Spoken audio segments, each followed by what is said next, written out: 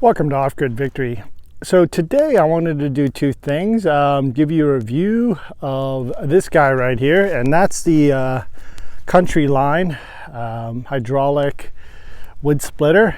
And this one is, I guess, dedicated to Tractor Supply Co. because they're the guys who actually uses this particular brand. I'm not sure who it's made by. I'm sure they don't make it, but it is the 25 ton version.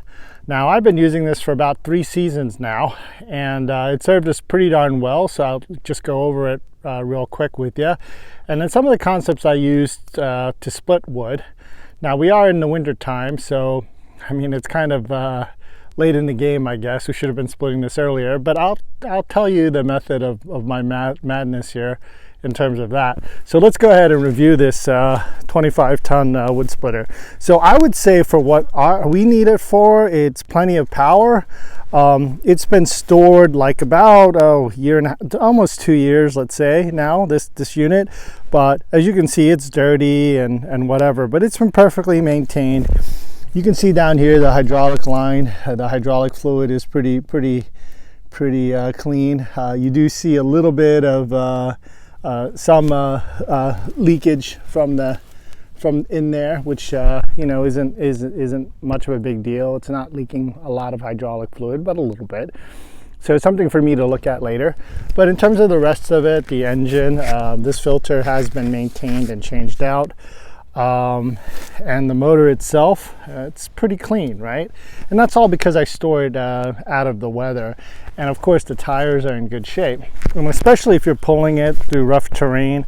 I've seen people who just leave this thing out in the weather. It's like, why bother with it, right? You're gonna disintegrate this guy in about 2 years if you don't take care of it right. And so yeah, I don't believe in just leaving equipment outside. I do try to protect it the best I can.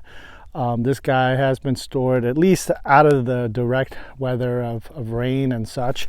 And so yeah, it's worked very well for me. And of course, when you're transporting it like this on the road and whatnot, don't go over 55 miles on it. Make sure your tires are good. I mean, I've known people who just leave this guy out and the tires are basically gone and dead from the UV of the sun, and because it wasn't properly maintained. And so at any rate, yeah, enough said about that. In terms of the machine itself, the 25 ton, that's plenty big enough. I mean, this has a Kohler engine, I believe. Yeah, Kohler engine. I think it's yeah, it's a six and a half horsepower Kohler engine.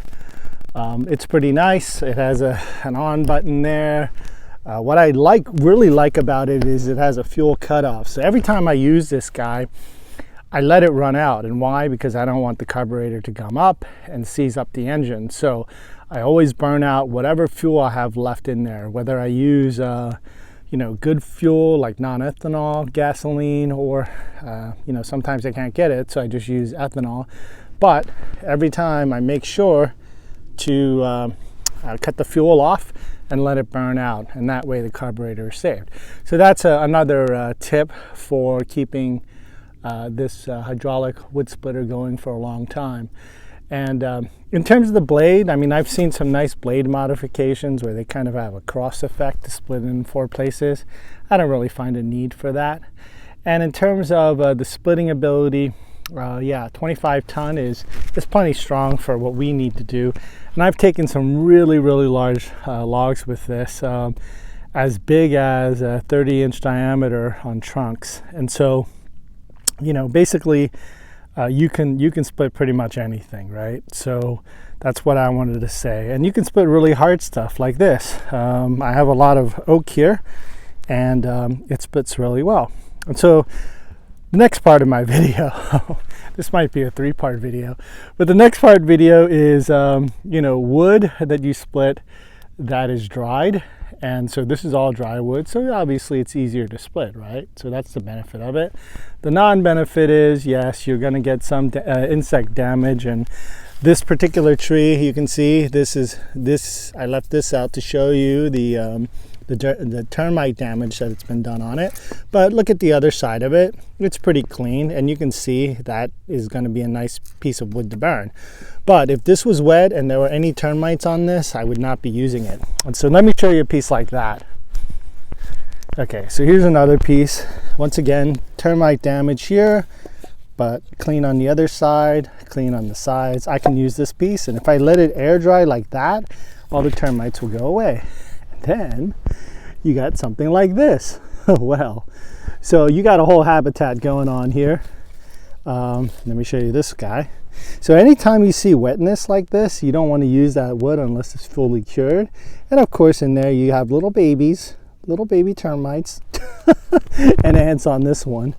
So yeah, you don't want to use infestated ones like this, and where the wood, this is oak, so it's pretty heavy, but this is really lightweight, which tells me that yeah, it's pretty much gone in terms of the BTUs left on it.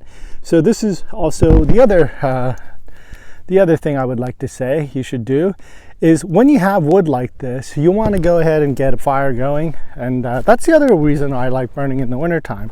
So I have a wood pile going here, just burning. So all of that wood that is not usable for the fireplace, right? Like, here, let me show you that again, close up. Get all the ants in there living. That's just going to go into the fire. And so, yeah, there's enough life in this. I could have probably split off a little chunk of it, but most of this piece is pretty damaged. So I'm going to go ahead and just chuck that into the fire. And so this is another way to get rid of stuff. Just put it into the fire. And yeah, excuse all the camera work here. So the rest of this wood, as you can see, that's in really good shape.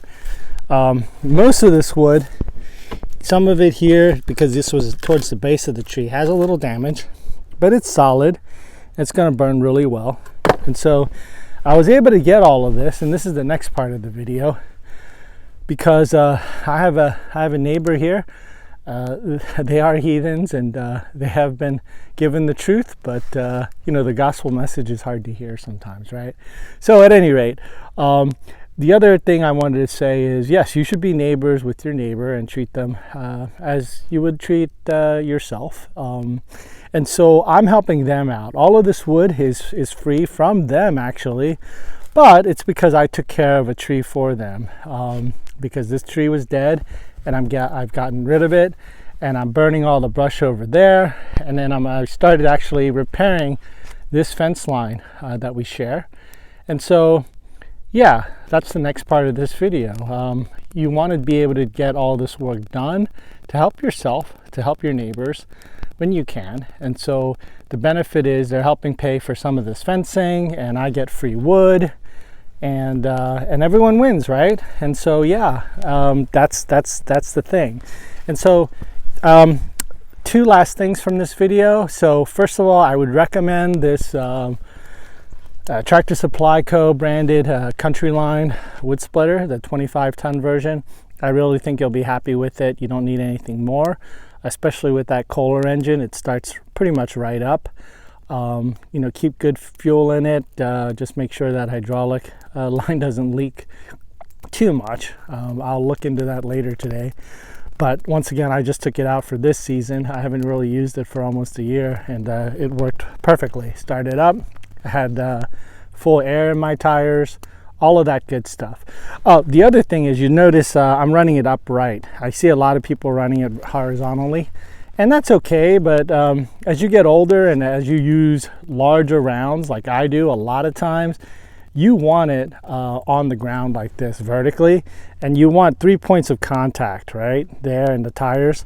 You really do not want to lift those heavy logs onto this. You're not going to damage the frame in any way, obviously, by lifting it on there like that, but potentially you can drop it, hurt your feet, whatever. So I find this method a lot less, potentially risky, and it's safer to run it this way. So I like running it vertically. I like it just attached to the car like that. so I can move it around, number one, but number two, just for safety, because sometimes, you know, you'll hit a piece of wood and it's going to want to move around on you, and so it's nice to have it in this vertical position where you'll see what you're doing and you can stop, right?